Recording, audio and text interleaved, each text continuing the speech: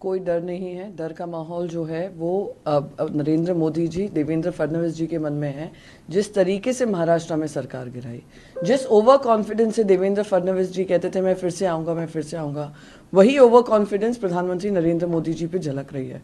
पर देश की सच्चाई ये है और हकीकत ये है, महंगाई हो, बेरोज़गारी हो, किसानों का दुख हो, महिलाओं पे अत्याचार हो, उस सब में बढ़ोतरी हुई है। और ये जनता देख रही है और जनता इनसे सवाल करेगी। और ये इनका आखिरी स्पीच था रेड फोर्ट से। अगले साल इंडिया के प्रधानमंत्री आएंगे, इंडिया अलायंस के प्रधानमंत्री बनेंगे और वो देश को आगे बढ़ा कर लेकर जाएंगे। लेकिन कॉन्फिडेंट हैं। जिस तरीके से उनकी पार्टी को भी तोड़ा गया वैसे ही है जैसे शिवसेना को तोड़ा गया, पर यहाँ पे परिवार के बीच भी विभाजन किया है। भारतीय जनता पार्टी को इन सब का खामियाजा भुगतना ही पड़ेगा, जिस तरीके से महाराष्ट्र की जनता को ठगा है। और रही बात शरद पवार जी की, शरद पवार जी ने अपनी बात बहुत स्पष्ट कर दी है कि वो इंडिया अलायंस के साथ हैं, वो बीजेपी के साथ कभी भी हाथ नहीं मिलाएंगे। मुंबई काफ़ी चर्चा में है आने वाले तारीख को लेकर। उससे पहले चूंकि महाराष्ट्र में आप 3 बड़े दल एक साथ हैं, आप लोगों की कोई मीटिंग होने जा रही है, कोई मीटिंग आप लोग करने वाली हैं ताकि जो 31/1 वाली मीटिंग है वो और सफल रहे, सक्सेस रहे? हमारी मीटिंग रेगुलरली चल रही है। महाविकास अघाड़ी की जो कमेटी बनी है उनकी मीटिंग रेगुलरली चल रही है। होटल से लेकर, व्यवस्था से लेकर, मीटिंग के शेड्यूल से लेकर कि क्या क्या उसमें चर्चा होगी, एजेंडा को लेकर सब चीज़ बहुत स्मूथली हो रहा है, वेल कोऑर्डिनेटेड हो रहा है और सबके साथ और सबको साथ लेकर हो रहा है। आई एम वेरी श्योर कि ये जो मुंबई की मीटिंग होगी वो ऐतिहासिक मीटिंग होगी इंडिया अलायंस को लेकर और देश में बदलते हुए सरकार को देखकर। लेकिन मैम आपको बढ़ पाई हैं?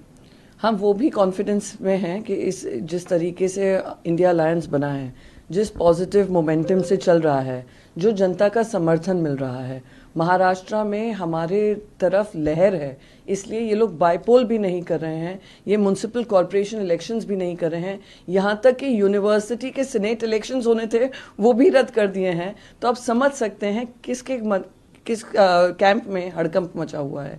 तो वी आर वेरी कॉन्फिडेंट कि जो लोकसभा चुनाव भी होंगे उसमें हम स्वीप करेंगे और सीट शेयरिंग का जो भी होगा वो स्मूथली हम डिसीजन होगा और वो निर्णय सभी पे लाजमी होगा। हम आपकी पार्टी के आरोप लगाने शुरू कर दिए हैं। पीएम केयर फंड पे लोगों ने बढ़ चढ़ कर डोनेट किया, आपने इसे आरटीआई के दायरे से बाहर रखा, पब्लिक चैरिटेबल ट्रस्ट के नाम कर दिया। क्या आप बता सकते हैं कि इस भ्रष्टाचार ये लूट जो हो रही है, ये पैसा कहाँ जा रहा है? तो आपको याद होगा जब अयोध्या की बात हुई थी तो एक बड़ा मुद्दा सामने आया था कि किस लैंड प्राइजेस जो थे किस दाम पे खरीदे गए, किस दाम पे बेचे गए। तो उस पर तो सवालिया निशान खुद यूपी सरकार ने लगाए थे। खुद वहाँ की यूपी पुलिस उस पर जांच करने वाली थी कि ऐसा क्यों है कि कुछ परिवारों के पास सस्ते में लैंड आ जाती थी और वही अयोध्या टेम्पल ट्रस्ट उसको 5 गुना 10 गुना दाम में खरीद रहा था। तो वो तो सबके सामने है। क्या हुआ उस इन्वेस्टिगेशन का आपको उत्तर प्रदेश सरकार से पूछना चाहिए। रही बात पीएम केयर्स की, ये तो सच्चाई है, जब पूरा डिजास्टर रिलीफ फंड था तो एक अलग से प्राइवेट ट्रस्ट बनाकर आपने जो पीएम केयर्स फंड बनाया आरटीआई के दायरे से उसको हटाया है, तो उसमें ट्रांसपेरेंसी कहाँ रह जाती है। किसी को पता ही नहीं कितने पैसे आए, कितने पैसे खर्च हुए, कोई उस पर सवाल या निशान नहीं उठा सकता।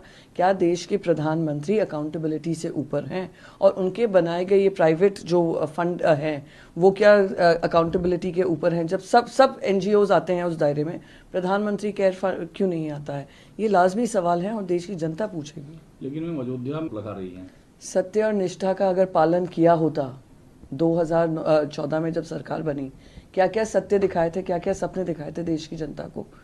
किसानों की आमदनी दुगनी करेंगे, पेट्रोल और डीजल के प्राइसेस कम करेंगे, गैस के दाम, सिलेंडर के दाम कम करेंगे। आपने महिलाओं की सशक्तिकरण की बात कही थी, आपने कहा था सारा काला धन वापस लेकर आएंगे, बहुत सारी बातें की थी। किसानों की बात हो, युवाओं की बात हो, महिलाओं की बात हो, क्या हुआ? क्या सत्य है आज? सत्य ये है कि आज किसान अभी भी दुखी है, महिलाओं पे बढ़ते अत्याचार हैं और खुद इनके एमपीज जो हैं उसमें संलिप्त हैं महिलाओं पे अत्याचार करने में। आप देखिए जो बेरोजगारी बढ़ रही है, आप महंगाई देखिए, आज सिलेंडर के प्राइसेस क्या हैं, 1100 से ऊपर है।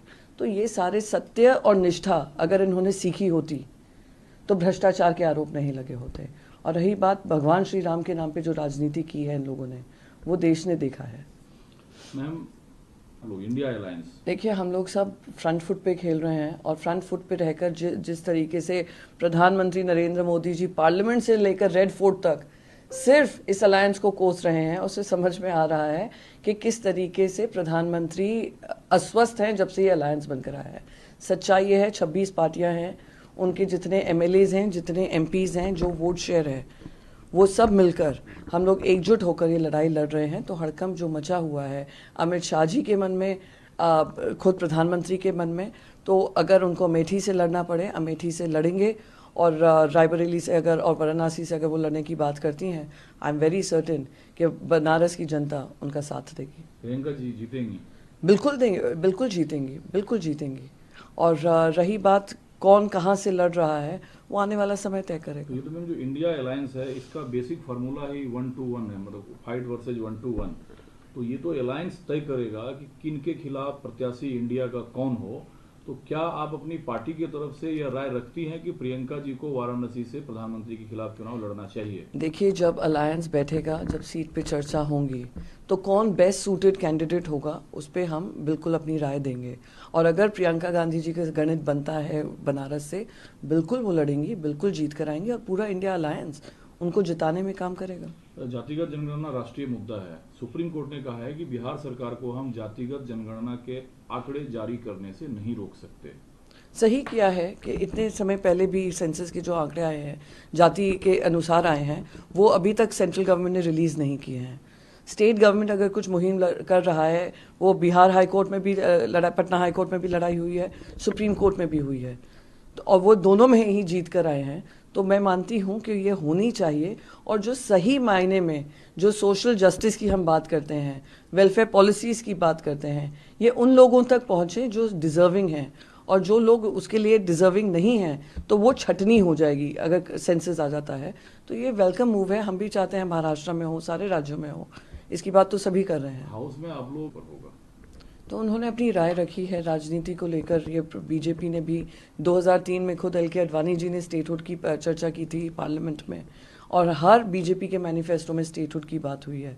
ये चुनावी मुद्दा है या वो इसका सुप्रीम कोर्ट में लड़ाई चल रही है, वो अब केजरीवाल जी निर्णय लेंगे क्या उनकी पार्टी